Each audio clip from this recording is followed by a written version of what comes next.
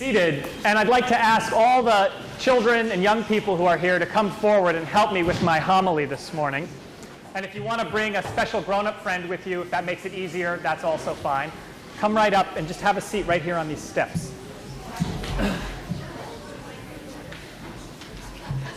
Oh my gosh. The mighty throng. Look at this. Wow. It's nice to see all you boys and girls here today. I saw some of you trick-or-treating on Friday. Yeah. Oh, you were? Spider-Man, Superman, lots of cool costumes. Well, it's nice to see you all this morning. Today is a very special day in the church year. Does anybody have a guess about what we're celebrating today? Yes. We're celebrating baptisms. What else are we celebrating? You forget. That's okay. John. It's All Saints Sunday, that's right. And All Saints Sunday is kind of a funny holiday. Turns out it's just as important as Christmas and Easter. So I hope you're all getting lots of presents today. No? That didn't happen? You didn't come down the stairs and see a big tree and, oh, no? That didn't happen? Well, you should talk to your parents about that. But here's what I want us to think about today. This is a science question for you, all right? Who can tell me what an iceberg is? An iceberg. Who has the thought about what an iceberg is? Let's see. Okay, what's an iceberg? Let's ask your brother. I think it's a big block of ice in the middle of the ocean. Yes, it's a big block of ice in the middle of the ocean. And what else do we know about icebergs, Nicholas? Icebergs break ships and they sink. Icebergs break ships and they sink. That's true. Now here's a question. We'll come right back to you for this one, Nicholas. Why do icebergs break ships and they sink? What do you think? Because they're rock. Because they're ice? Because it's like a rock? And what do you guys know about icebergs? Yeah, what else do you know about icebergs? Yeah.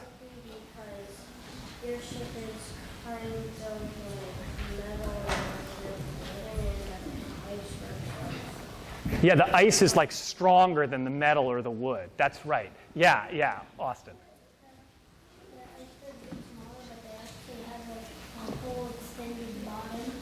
Gold star for Austin.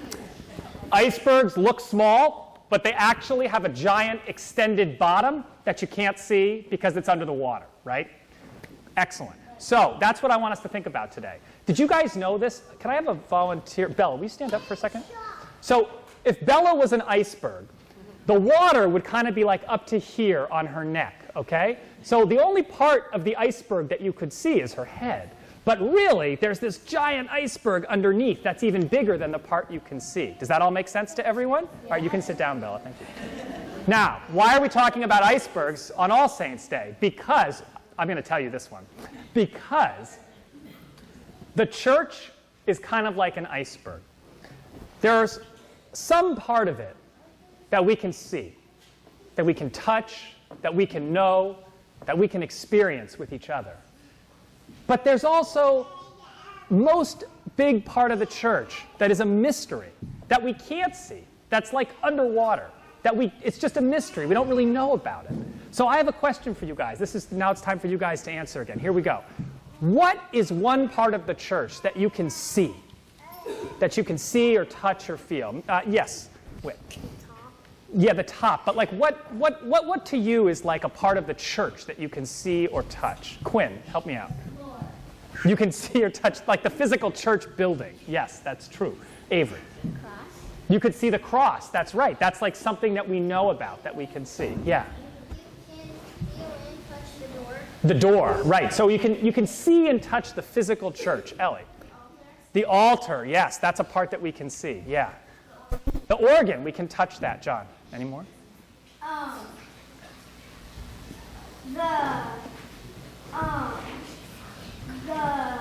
The walls, that's right. Now, put your hands down and tell me about some mysterious parts of the church that we don't really know about, that we can't see. What's a part of the life of the church that we just can't see? And anyone got any thoughts about that? Things related to faith and church that are true, but we can't see them. Yeah, Nicholas. We can't see the spirits. We can't see the Spirit, or the spirits, did you say? Like the Holy Spirit? Yeah. What else? What else can't we see but we kind of think is there? Anything? Yes? Air. Well, we can't see air. That's true. That's right. What about so somebody said the altar. What happens at communion time? We have bread and we have wine, and what happens to that bread and the wine? Does anybody remember what happens? Do you know? Yeah. You eat it. That's right. And that's the part that you can feel. But something mysterious happens with that bread and that wine. And it's like somehow it becomes holy. It becomes part of God. And we can't see that, right? We just know that it's true, but we can't see it.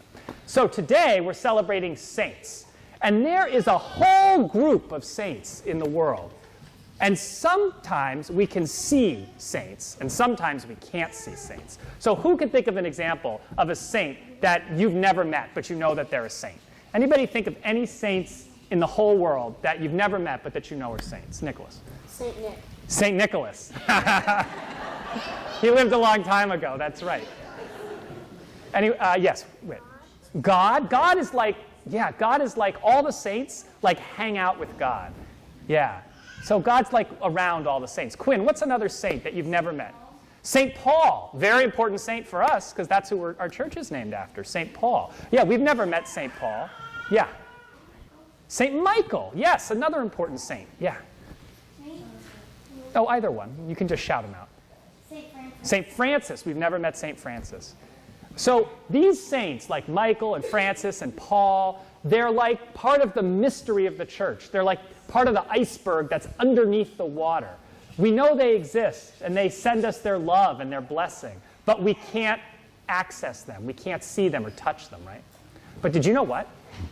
If you were listening very closely to the youth choir sing their hymn this morning, you may have heard them remind you that there are saints who are living here and now, who we can see, who we can touch, and who are real. Can anyone think of a saint who's alive today? This is a hard question, but I bet you can do it. Yeah, Whit. Emma. Emma's a saint. That is the sweetest thing I've heard all week. Why is Emma a saint?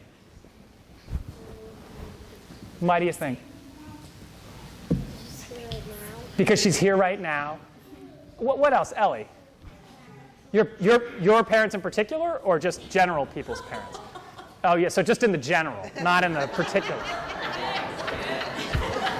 Someone's parents just got thrown under the bus. Yeah, our parents can be saints. Do you have another idea? Myself. You could be a saint. Yes, yourself. That's right. So what makes a good saint? If there are saints who are alive today and saints who've lived for a long time ago, what makes a good saint? Who's got some thoughts about what makes a good saint? If you got to decide who was a saint, how would you decide? Tough question. What would be your standards for who counts as a saint? Any ideas about that? What would you have to do to be a saint? What are some, oh yeah, Emma, since you are a saint.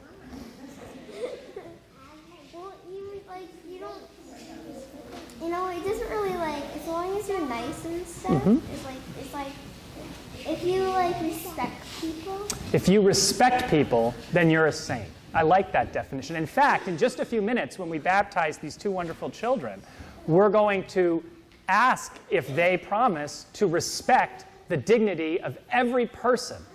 Every person. And all of us promise that when we're baptized. And that is exactly part of what it means to be a saint. Does anybody have any other standards, or would it just be if you respect people, you get to be a saint? I'm curious how you would decide who gets to be a saint. Yeah, Avery. Like people that you don't like, you would respect them as a friend. Even people you don't like, you would treat them like a friend. I like that. Jesus talks about that in the Gospels. He talks about loving your enemies, loving people who don't love you back, and how hard that is. Is that easy or hard, guys? It's really hard because it's really challenging. Okay, any other standards or criteria for what makes a saint? So let me tell you what I think makes a saint. It's very similar to what Emma and Avery have said.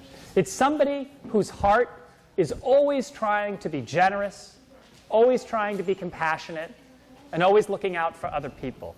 Can you guys do that? Can you guys look out for other people, try to be generous, try to be loving? Can you do that? Yes. Excellent. Because here's the thing. these two wonderful babies that we're about to baptize, they're going to grow up, at least for some time, here in this church with all of you. And it's your job to teach them how to be saints, because you are all saints of the church. So is everyone sitting out there. And as we welcome two new saints into our fellowship today, it's your job to help them grow to be people of love and generosity and compassion. So who can do that? Who's going to help them grow to be people of love and compassion and generosity? Quinn, you're not going to help? There we go. Excellent. Very good.